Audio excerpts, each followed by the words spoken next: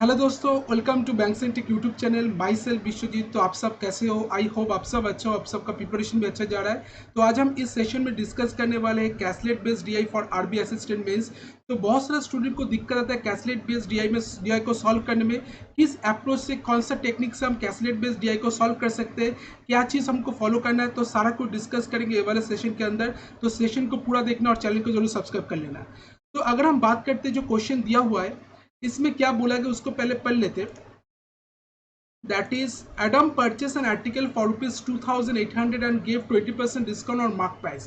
Adam कुछ article को खरीदा है 2800 रुपीज में और बोला गया है और 20% डिस्काउंट दे रहा है मार्क प्राइस के ऊपर। Mark price of an article is rupees A. अगर आर्टिकल का जो मार्क प्राइस है अगर रुपीज ए है, ही अर्न 20% प्रॉफिट और 20% प्रॉफिट अर्न कर रहा है। एडम इन्वेस्ट रुपीज ए माइनस 840 इन ए स्कीम। एडम इन्वेस्ट कर रहा है ए माइनस 840 रुपीज स्कीम पर which offer compound interest annually for 2 years at the rate of 10% per annum. जो कि कॉम्पाउंड इंटरेस्ट ऑफर कर रहा है 2 साल के लिए 10% पर एनम में। And after 2 years he receive rupees B. 2 साल के बाद उसको बी रुपीज मिल रहा है। Adam does a piece of work in 25 days. Adam एक काम को 25 डेज में कर रहा है and Swan does it in 20 days. Swan उसी काम को 20 डेज में कर रहा है। If they both started work together, अगर दोनों मिलकर काम करता है and after 8 days Adam left the work. 8 दिन के बाद एडम काम छोड़कर चला जा रहा है and Jim join them complete the remaining work in C days. Jim उसको ज्वाइन कर रहा है और कंप्लीट कर रहा है काम को सी डेज में। If efficiency of Jim is 40% less than efficiency of Swan. अगर जिम का एफिशिएंसी 40% कम है स्वान का एफिशिएंसी से, ये बोला गया है। तो इसको कैसे सॉल्व करेंगे, कैसे कौन सा अप्रोच फॉलो करेंगे, तो सारा कुछ डिस्कस करने वाले ये वाला सेशन में। तो सेशन को जरूर देखना। तो इधर बोला गया है, हम मान लेते लेट लेट मार्क प्राइस जो बोला गया मार्क प्राइस इक्वल्स टू, इधर मान लेते ए बोला गया, इसको हम मान लेते 100x। मार्क प्राइस को हम क्या मान लिए, 100x मान लिए। तो बोला गया मार्क प्राइस के ऊपर 20% डिस्काउंट दिया जा रहा है। तो 100x into 80/100 is equals to क्या होगा, कॉस्ट प्राइस था 2800। कॉस्ट प्राइस था 2800, उसके ऊपर कितना प्रॉफिट किया गया है, दैट इज 20%, 120/100। तो इसका मतलब हम क्या बोलते हैं, मार्क प्राइस के ऊपर जो डिस्काउंट दिया जाता है तो उसके ऊपर उसके बाद क्या मिलता है, सेलिंग प्राइस मिलता है। और कॉस्ट प्राइस के ऊपर अगर प्रॉफिट चार्ज होता है उसको वो भी हमको सेलिंग प्राइस ही देता है। तो दोनों केस में सेलिंग प्राइस सेम हुआ। 100 कट गया, 0 कट गया, 0 कट गया इधर, दैट इज 4 2 8 4 7 4 3 12 2 से 20 40, दैट इज एक्स का वैल्यू क्या है 42। एक्स का वैल्यू 40 है, 2 है, तो ए का वैल्यू क्या होगा, that is 100 into 42, that is 4200। तो 4200 क्या आ गया, दैट इज ए आ गया, ए का वैल्यू आ गया। अब हमको क्या बोला गया है, Adam invest rupees A minus 840 in A scheme which offered compound interest for 2 years at the rate of 10% per annum. तो एडम कितने रुपीज इन्वेस्ट कर रहा है, ए माइनस 840 रुपीज। तो इन्वेस्टिंग अमाउंट क्या आएगा, that is a minus 840, that is 4200 minus 840, that is 0, इधर आ जाएगा 6993133360। अब बोला गया दोनों कंपाउंड इंटरेस्ट दे रहा है 10% करके 2 साल के लिए। तो कंपाउंड इंटरेस्ट क्या आएगा, दैट इज 10 प्लस 10 इंटू 10/100। 0 काटेंगे, दैट इज 21%। तो कंपाउंड इंटरेस्ट आ गया 21%। अब बोला गया है तो इधर से हमको बी का वैल्यू मिलेगा, तो ए का वैल्यू तो पहले ही मिल गया, दैट इज 4200। ए का वैल्यू हमको मिल गया, दैट इज 4200। अब हमको फाइंड आउट क्या करना है, दैट इज बी का वैल्यू क्या आ जाएगा, दैट इज, तो अमाउंट जो मिल रहा है 3360 इंटू 121/100। 0 से 0 काटेंगे, दैट इज इधर आ जाएगा 336 इंटू 121। इसको अगर मल्टीप्लाई करेंगे तो क्या देखने को मिलेगा, that is 336 121, that is 633, 6 to the 12 1, 3 to the 6 7, 3 to the 6 into इधर आ जाएगा 633 635 10 16 1 10 1 4 40656 डिवाइडेड बाई 10, तो इधर आ जाएगा 4065.6। तो इधर ए वाला आ गया 4065.6। तो ए वाला बी का अमाउंट मिल गया। ठीक है, इसके बाद अगर बात करें ए जो बोला गया ए एडम काम को कर रहा है दैट इज 25 डेज में। तो एडम जो काम कर रहा है मिटा देते हैं पहले।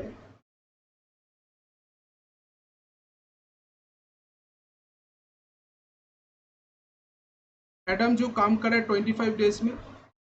इसके बाद स्वान काम कर रहा है 20 डेज में। तो इधर से टोटल वर्क मिल जाएगा। टोटल वर्क क्या होगा that is LCM of 25 and 20 that is 100 unit. तो एफिशिएंसी अब बोला गया है एफिशिएंसी क्या है। तो एफिशिएंसी इधर से हमको मिल जाएगा। एफिशिएंसी हो जाएगा दैट इज एफिशिएंसी एडम का एफिशिएंसी आ जाएगा that is 100/25 that is 4 unit per day. और स्वान का एफिशिएंसी आ जाएगा that is 100/5 that 420 that is 5 unit per day.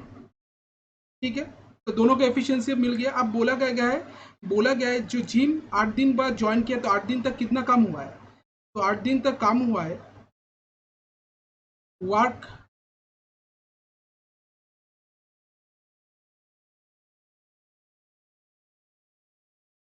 that is 4 plus 5 into 8 that is 9 into 8 that is 72 unit. तो 8 दिन तक 72 unit काम हो गया। तो रिमेनिंग वर्क कितना बचा है। रिमेनिंग वर्क जो बचा है that is 100 minus 72 that is 8 7 8 9 28 unit. इतना काम बचा है। तो इतना काम को कौन कर रहा है सी कर रहा है। तो सी का एफिशिएंसी क्या है सॉरी जिम कर रहा है। तो जिम का जो एफिशिएंसी बोला गया है दैट इज बोला गया है 40% कम है स्वान से। सो स्वान कितना है 5 यूनिट पर डे। उसका 40% मतलब 60% कम है तो 60% होगा। 0 0 काटेगा 5 2 10 दैट इज 2 3 6 3 यूनिट पर डे। तो जिम का एफिशिएंसी आ गया 3 यूनिट पर डे। अब जिम बोला गया रिमेनिंग वर्क को सी डेज में कंप्लीट कर रहा है। तो एडम चले जाने के बाद कौन कौन काम कर रहा है स्वान और जिम काम कर रहा है। तो इसका मतलब रिमेनिंग काम को कितना टाइम में करेगा दैट इज 28/5 + 3 8 क्योंकि स्वान का एफिशिएंसी 5 यूनिट पर डे है और जिम का 3 unit per day. 28/8 that is 4 2 4 7 28 that is 3.5 days. इतना टाइम लगेगा। तो सी का वैल्यू मिल गया 3.5 डेज। ठीक है, अब हम क्वेश्चन में अगर मूव करते तो ए का वैल्यू हमको मिल गया इधर से क्या दैट इज 4200। बी का वैल्यू हमको कितना मिल गया दैट इज बी का वैल्यू आ गया 4065.6 और सी का वैल्यू आ गया 3.5। अब अगर क्वेश्चन में मूव करते फर्स्ट क्वेश्चन जो पूछा गया है उसमें क्या बोला गया that is the difference between the find the difference between A and B. A और बी के बीच में डिफरेंस क्या है। तो ए का वैल्यू क्या है ए का वैल्यू है इधर 4200 और बी का वैल्यू क्या है 40565.6। तो इसका डिफरेंस क्या आ जाएगा 45647311344। इसका आंसर आ जाएगा ऑप्शन नंबर 2 134.4। ये वाला क्वेश्चन का करेक्ट आंसर। तो इसमें जो करेक्ट आंसर होगा दैट इज 135.4। नेक्स्ट क्वेश्चन जो पूछा गया इसके बाद दैट इज तो ये वाला क्वेश्चन का आंसर आ गया 134.4। नेक्स्ट जो क्वेश्चन पूछा गया है क्वेश्चन नंबर बी उसमें क्या बोला गया that is 25% of 480 plus C into 5। तो 480 का 25% दैट इज 25/100 प्लस सी का वैल्यू क्या है 3.5 इंटू 5। तो इधर आ जाएगा 0 से 25 4 से 100 4 से काटेंगे 4 1 से 4 4 2 से 120 प्लस 5 5 से 25 2 3 5 से 15 16 17 17.5। तो इधर आ रहा है 5 7 3 137.5 इसका करेक्ट आंसर होगा। तो ये वाला क्वेश्चन जो पूछा गया इसका करेक्ट आंसर क्या होगा ऑप्शन नंबर 2 137.5। ठीक है, तो इसका आंसर आ गया 137.5। नेक्स्ट क्वेश्चन जो पूछा गया उसमें क्या बोला गया that is option number 3। Question number 3 उसमें दिया हुआ है that is 15% of A minus 126 mixture of milk and water is in a ratio of 11:7। तो एक मिक्सचर बोला गया जिसमें मिल्क है और वाटर है, उसका रेशियो भी दिया हुआ है 11:7 respectively. In if 252 litre of mixture is taken out, उसमें से अगर 252 मिक्सचर उठा लिया जाता है and 22 litre of water is added, अगर 22 लीटर वाटर ऐड किया जाता है in the mixture, find the quantity of milk in how much more.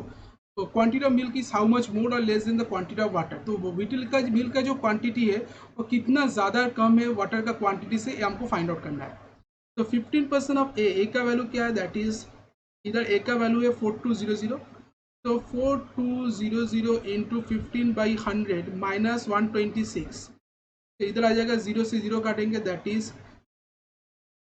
15 to the 30, 15 से 60, 63, 630 माइनस 126, तो इधर आ जाएगा 430 इसको बोला गया है वाटर और मिल्क का जो रेशियो, मिल्क और वाटर का, दैट इज 11:7 है। तो मिल्क आ जाएगा that is 504 into 11/18, 13 to the 36, तो इधर 4 144, 18 8 दैट इज 28 इंटू 11 करेंगे तो क्या आ जाएगा 8 इधर, और 8 प्लस 2 10 1 3, 308 इधर आ जाएगा। वाटर कितना आएगा फिर, वाटर का क्वांटिटी आ जाएगा that is 504 into 7/11 18, that is 28 into 7, 7 8 56, 5 8 7 to the 14, 14 plus 5 19, 196। अब बोला गया है respectively and 252 of mixture is taken out and 22 water is added. अच्छा, 252 लीटर मिक्सचर उठा लिया जाता है, तो 252 लीटर वर्ड मिक्सचर में मिल्क कितना रहता है, वाटर कितना रहता है। तो मिल्क इधर कितना है 252 इंटू 11/18, 18 1 18, 7 18 4 दैट इज 154, और मिल्क वाटर कितना होगा 252 इंटू 7/18, 18 टू 1 18, 18 4 दैट इज 14 7 98। तो इसमें से हमको 252 लीटर जो मिक्सचर उठा लिया गया है उसमें मिल्क कितना है, वाटर कितना है, ये भी मिल गया। टोटल जो क्वांटिटी था मिक्सचर उसमें मिल्क कितना था, वाटर कितना था, वो भी मिल गया। अब बोला गया है 22 लीटर वाटर अगर उठा लिया जाता है तो मिल्क का quantity is how much more और लेस देन वाटर, वाटर का क्वांटिटी कितना ज़्यादा है। तो अगर हम देखते हैं मिल्क कितना है इधर, मिल्क जो है that is 308 plus 154, that is 462। Water कितना है that is 196 plus 98, that is 14 80 19 1 294। तो इसके बीच में सॉरी तो उठा लिया गया है, माइनस होगा।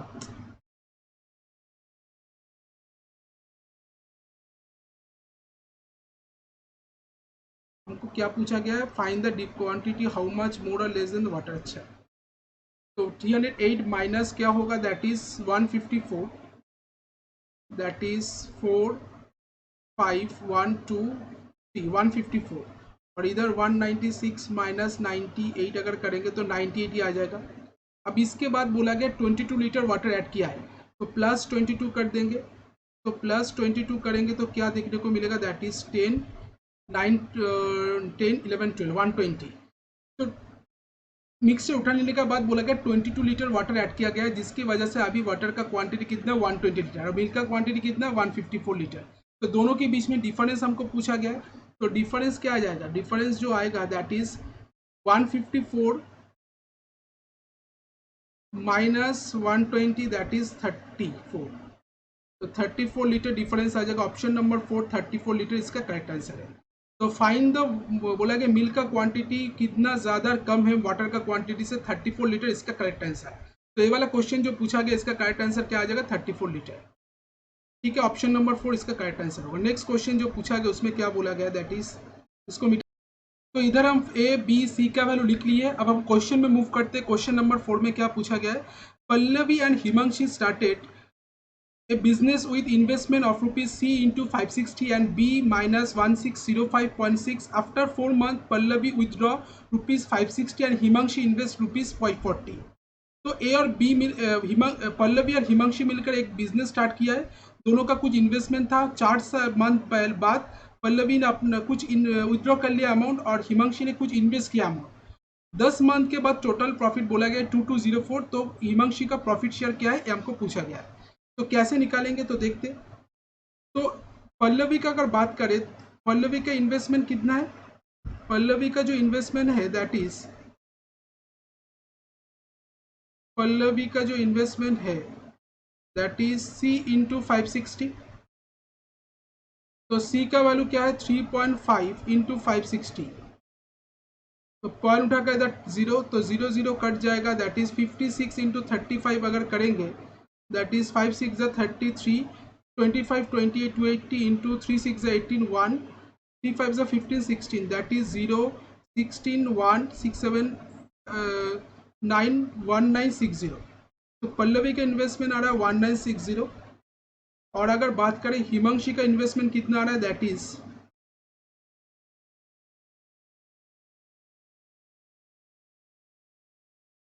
1960 पल्लवी का इन्वेस्टमेंट है।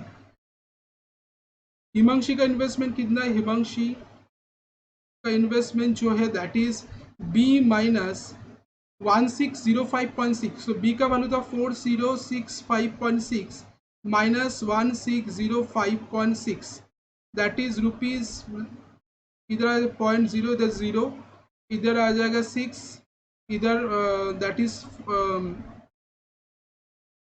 506, इधर आ जाएगा 4 2 24060। बी हिमांशी का इन्वेस्टमेंट। अब बोला गया क्या है, बोला गया पल्लवी, पल्लवी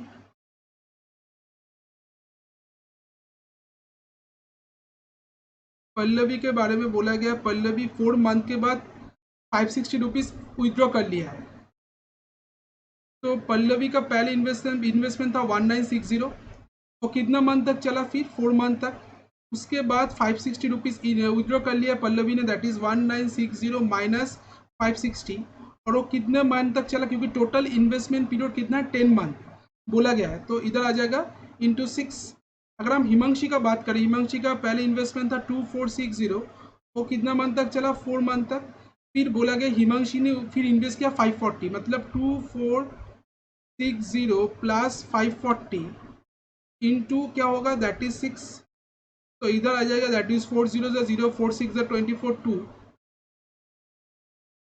7840 प्लस इधर आ जाएगा वो 1400 plus into 6, that is 1400 1400 into 6, that is 0 4 6 24 2 6 1 6 7 8400।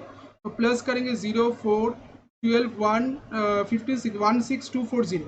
अगर हम हिमांशी का बात करें तो इधर आ जाएगा 0 4 6 24 2 4 4 16 70 81 9 9840 प्लस इधर आ जाएगा 6 0 से इसको प्लस करेंगे 0 0, इधर आ जाएगा 10 9 10 1 3000 इंटू 6, दैट इज 18,000। तो इधर आ जाएगा प्लस करने के बाद 0 4 8 7 2 27840। अब दोनों का इन बोला गया हिमांशी का फेयर ऑफ प्रॉफिट कितना है। टोटल प्रॉफिट हमको पता है 2204 आफ्टर 10 मंथ, तो 2204 अगर टोटल प्रॉफिट है तो उसमें हिमांशी का शेयर ऑफ प्रॉफिट कितना होगा 27840 माइन बाई, दोनों को प्लस करेंगे 0 8 8 2 0 4 4 8 8 plus 10 1 1 7 14 1 3 4 4 4 0 8 0, दैट इज को डिवाइड करेंगे 20, 0 से 0 काटेंगे, 2 से काटेंगे, 2 1 से 2 2 3 से 6 2 9 से 18 2 2 से 4 1392, ऑप्शन नंबर 5 इसका करेक्ट आंसर। तो हिमांशी का शेयर ऑफ प्रॉफिट पूछा गया, इसका करेक्ट आंसर आ जाएगा 1392 रुपीज। तो ये वाला जो क्वेश्चन पूछा गया था हिमांशी का शेयर ऑफ प्रॉफिट कितना होगा 1392। आई होप इसका आंसर आपको मिल गया होगा, कोई प्रॉब्लम नहीं है। नेक्स्ट क्वेश्चन जो क्वेश्चन नंबर 5 में दिया हुआ है उसमें क्या दिया हुआ उसको पहले देख लेते, इसको मिटा देते फिर। नेक्स्ट क्वेश्चन जो है क्वेश्चन नंबर 5, उसमें क्या बोला गया, उससे पहले ए का वैल्यू क्या था 4200, बी का वैल्यू था 4068.65.6 और सी का वैल्यू था 3.5। इसमें क्वेश्चन में क्या पूछा गया, present age of Batman is 3 into 4 years। तो average present age of Robin and Superman is 34 years, दोनों का एवरेज प्रेजेंट एज दिया हुआ है 34 years. And ratio of age of Robin 4 year ago, 4 साल पहले, और बैटमैन का एज 4 साल पहले, उसका दोनों का एज का रेशियो था 8:5। तो सुपरमैन का एज 5 साल बाद क्या होगा, ये हमको फाइंड आउट करना है। तो बैटमैन का प्रेजेंट एज क्या होगा, that is C into 4, that is C का वैल्यू है 3.5 इंटू 4, 10, 5 7 35, 5 2 10, दैट इज 7 2 14 ईयर्स। एवरेज एज जो होगा, average present age of Robin and Superman, ये क्या आएगा, that is 34 into 2, that is 68 years. ठीक है, तो 68 ईयर्स से अगर एवरेज प्रेजेंट एज रॉबिन और सुपरमैन का 34 ईयर्स था, तो टोटल एज आ जाएगा 68 ईयर्स। तो इसमें से बोला गया है रॉबिन का एज 4 साल पहले और बैटमैन का एज 4 साल पहले जो एज था, उसका रेशियो था 8:5। तो रॉबिन का एज 4 ईयर्स एगो, रॉबिन का एज क्या होगा, रॉबिन का एज होगा दैट इज 8x, और बैटमैन का एज क्या होगा, दैट इज 5x। अब प्रेजेंट एज क्या है दोनों का, प्रेजेंट एज जो है रॉबिन का दैट इज 8x + 4, और बैटमैन का एज 5x + 4। अब 5x + 4 इक्वल्स टू क्या होगा, 14 ईयर्स, क्योंकि रॉबिन का बैटमैन का प्रेजेंट एज हमको पता है 14। तो 5x का वैल्यू 10, x का वैल्यू 2, तो रॉबिन का प्रेजेंट एज क्या आ जाएगा, that is 8 into 2 + 4, that is 20 years. तो हमको पूछा क्या गया है, पूछा गया इधर दैट इज सुपरमैन का एज 5 साल बाद क्या होगा। तो दोनों का total age, total present age जो था रॉबिन और सुपरमैन का दैट इज 68 ईयर्स था। तो सुपरमैन का एज क्या आ जाएगा, सुपरमैन का जो एज होगा that is 68 minus 20, that is 48 years. अब बोला गया सुपरमैन का एज 5 साल बाद क्या होगा, तो 5 साल बाद सुपरमैन का जो एज जो होगा, Superman age after 5 years, that is 48 + 5, that is 53 years, इसका आंसर आ जाएगा। तो 53 ईयर्स ए वाला क्वेश्चन का करेक्ट आंसर। तो सुपरमैन का एज 5 साल बाद क्या होगा, दैट इज 53 ईयर्स, ए वाला क्वेश्चन का करेक्ट आंसर। आई होप आपको इसका आंसर मिल गया होगा, ऑप्शन नंबर 2 53 ईयर्स इसका करेक्ट आंसर होगा।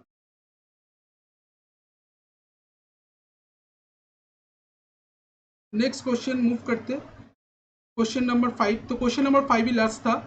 आई होप इसका आंसर आपको, ये वाला क्वेश्चन आपको समझ में आया, जहाँ पर हम एक कैसलेट बेस्ड डीआई सॉल्व करना सीखा है, एक अच्छा लेवल का, जो आपको मेंस में इसी टाइप इसी लेवल का क्वेश्चन देखने को मिलेगा। अगर सेशन को अच्छा लगा तो लाइक, कमेंट और दोस्तों के बीच में शेयर जरूर करना, और चैनल को जरूर सब्सक्राइब कर लेना, क्योंकि इस चैनल में अभी आपको मेंस रिलेटेड कंटेंट मिलेगा, जो आपको आगे आने वाले मेंस एग्जाम में हेल्प करेगा। क्योंकि अपकमिंग जो एग्जाम है ESIC UDC का मेंस है, RB असिस्टेंट का मेंस है, तो आपको उसी को अगर टारगेट करो तो आपको इस सेशन को फॉलो करना है, क्योंकि इसी टाइप का क्वेश्चन उधर देखने को मिलेगा। तो सेशन को जरूर शेयर कर देना और चैनल को जरूर सब्सक्राइब कर लेना। तो मिलते हैं नेक्स्ट सेशन में, तब तक के लिए थैंक यू, गुड बाय।